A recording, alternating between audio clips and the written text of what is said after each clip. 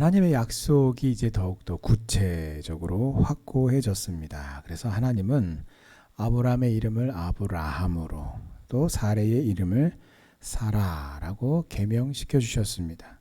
자, 이 새로운 이름들의 이름은 그 의미는 하나님의 약속대로 열국의 아비, 열국의 어미로서 이제 하나님이 이 두 사람을 통해서 태어날 그 후손을 통해 그 창대하게 하시겠다라고 하신 하나님의 약속을 이제 지켜주실 터이니 이제는 더 이상 아브람, 사레의 원래 의미의 이름이 아니라 하나님이 그들에게 지어주신 그 의미로서 이름을 이제 새롭게 하라는 것입니다. 자, 이 모든 것이 가능한 이유는 다름이 아니라 오늘 16절의 말씀대로 내가 그에게 복을 주어라고 하신 이 하나님의 말씀대로 하나님께서 아브라함과 사라에게 복을 주셨기 때문이에요. 다른 이유가 없습니다. 자, 성도인 오늘 저와 여러분들이 오늘 우리가 복된 것도 똑같은 이유 때문이에요. 우리가 뭔가 잘나서도 잘해서도 예뻐서도 아니고요.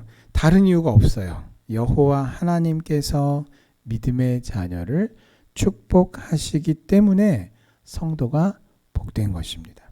자, 이제 우리는 이 하나님의 축복을 어떻게 해요?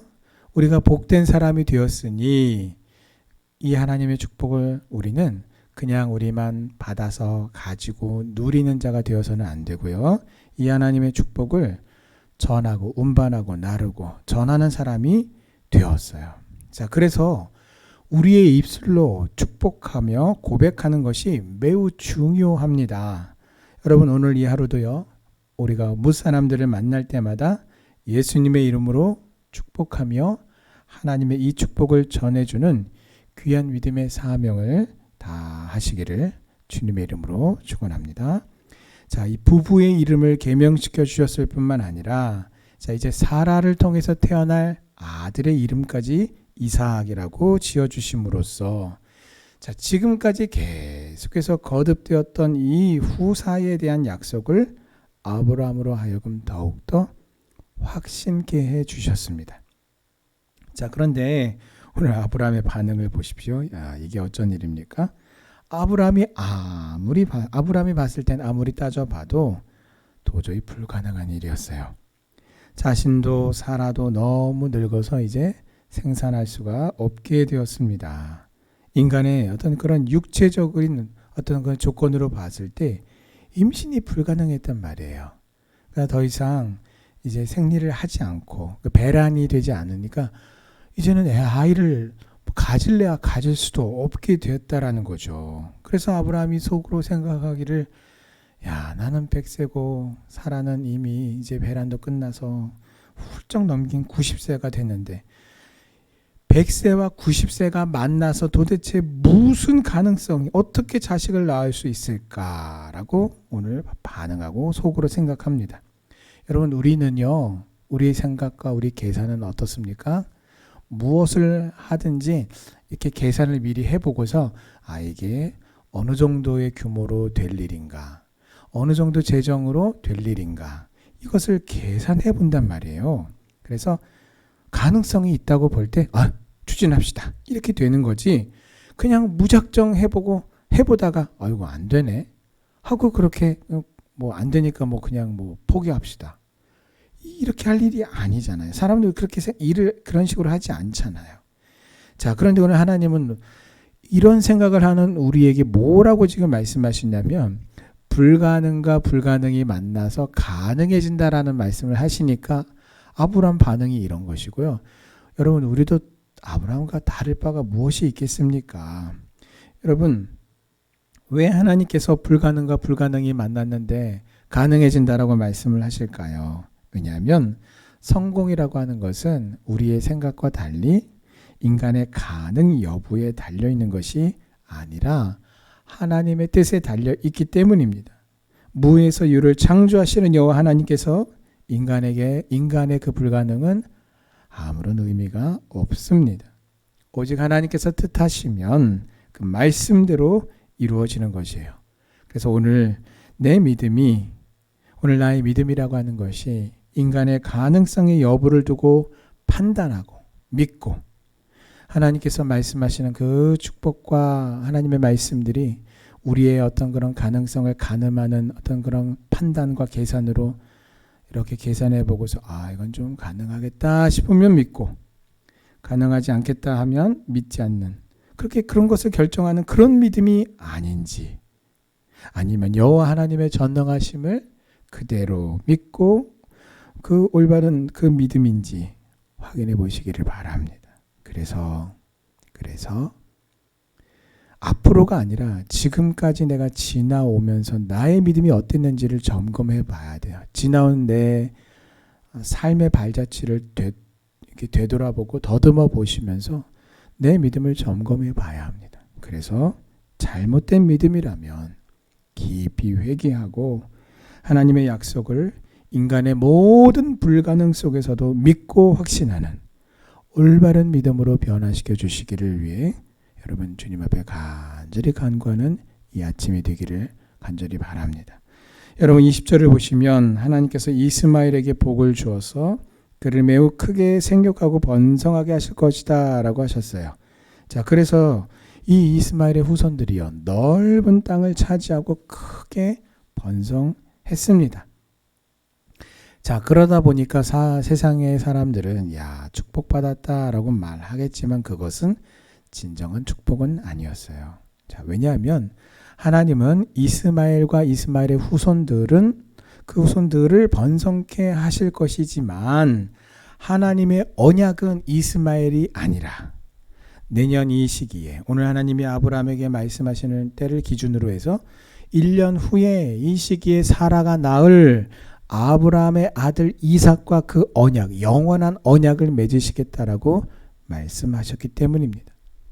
아무리 세상적인 기준으로 성공하고 부자가 되고 복받았다라는 평가를 받는다 해도 여호와 하나님과 상관이 없다면 그것은 축복이 아니에요.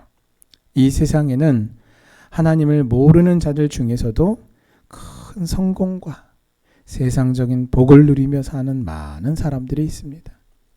어제 전도서 말씀에서도 우리가 성경 통독 기도 때도 이 전도서에서 솔로몬이 말하기를 악을 행하면서도 흥왕하여 잘 사는 악인들이 있었다. 여러분 그런 일들이 요즘에만 있는 것이 아니라 옛날에도 있었고 왜요?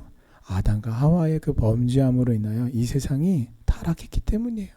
죄로 말미암아 타락했기 때문입니다. 그래서 하나님을 알지 못하는 자들 중에서도 큰 성공과 세상적인 어떤 그런 복이다, 성공이다 라고 말하는 그런 것들을 누리며 사는 사람들이 많이 있습니다. 자, 그러나 그들이 하나님이 주시는 영적인 축복까지 받은 것이 아니에요. 그들은 단지 이 세상에서 일시적으로 성공하고 번영을 누릴 뿐이지만 믿음의 백성에게는 영원한 성공과 영원한 번영이 주어졌어요. 그러므로 우리는 저들을 부러워할 필요가 없습니다. 성도인 우리가 비록 세상적으로는 가난할지라도 예수 그리스도를 믿음으로 하나님의 후사가 된 것이야말로 진정한 축복입니다. 이 사실을 우리가 믿고 날마다 하나님 앞에 나아가 감사와 기쁨과 감격을 잃지 말아야 합니다. 자, 하나님은 아브라함에게 오랜 세월 동안 약속하셨던 후사의 축복에 대해서 말씀하시며 1년 남았다라고 못 박으셨어요. 아브라함은 그 긴 오랜 세월을 믿고 믿음으로 인내하며 기도하며 하나님의 때를 기다려 왔습니다. 그리고 드디어 내가 내년 이 시기에 사라가 내게 낳을 이삭이라고 말씀하시며 하나님의 그 언약의 성취가 1년이 남았음을 알려주셨습니다. 하나님의 약속이 우리가 생각할 땐 더디고 막연한 것처럼 느껴져요. 우리가 어떤 그런 말씀들을 우리가 받았을 때에 기도하면서 하나님 감사합니다 라고 그렇게 기도하지만 또한 더불어서 하나님 정말 대체 언제 이루어질까요? 라고 할 때에 참 그래요. 하나님이 카운트다운을 해주시면 이제 5년 남았으니까 잘 준비해라. 10년 남았으니까 정말 잘 준비해. 야, 너 같은 경우는 좀 길어. 한 30년 기다려야 돼. 여러분, 그렇게라도 좋아요. 30년이라는 세월이 결코 짧은 세월은 아니지만 하나님이 분명히 그렇게 30년이라고 못이라도 박아주신다면 그 30년 동안 우리는 할렐루야 춤추고 노래하며 그렇게 염려하지 않고 살 텐데 그 축복의 약속의 말씀들을 우리가 받아놓고도 때로는 확신에 차서 할렐루야를 외치다가도 때로는 마치 아무것도 내가 가지지 못한 양 허무하고 힘들어하며 그렇게 괴로워하고 고통스러워하고 염려하고 근심하고 걱정하는 이유가 무엇입니까? 하나님이 못을 박아주시지 않는다라는 것 때문에 하나님은 계속해서 우리에게 그와 같은 못 박힘이 없는 가운데에도 여호와 하나님의 말씀을 믿고 의지하며 믿음으로 하나님을 소망하고 기도하며 기다리는 그 믿음의 중심과 태도를 하나님이 나에게 끊임없이 요구하시고 원하신다라는 것입니다. 하나님의 때가 있는데 그것이 뭐예요? 아니 하나님 왜 안 알려주십니까? 라고 하지만 여러분 하나님의 때는요, 때라는 것은 나에게 있어서 그 하나님의 응답하심이 가장 좋은 상태로 이루어지는 바로 그 때를 가리키는 거예요. 근데 그것을 누가 정하냐? 내가 정하는 게 아니에요. 하나님이 정하세요. 하나님의 계산은요, 오차가 없고 정확하십니다. 그러므로 내가 해야 할 일은 믿음과 인내로 기도하며 소망 가운데 기다리는 것이에요. 하나님은 예레미야 33장 2절에서 말씀하시기를 이를 행하시는 여호와 그것을 만들며 성취하는 여호와라고 말씀하셨습니다. 오늘 아브라함에게 나타나셔서 말씀하신 하나님이 바로 오늘 나의 하나님이십니다.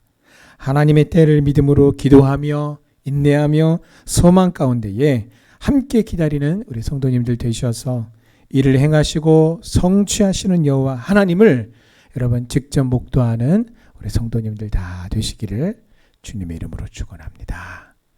아멘.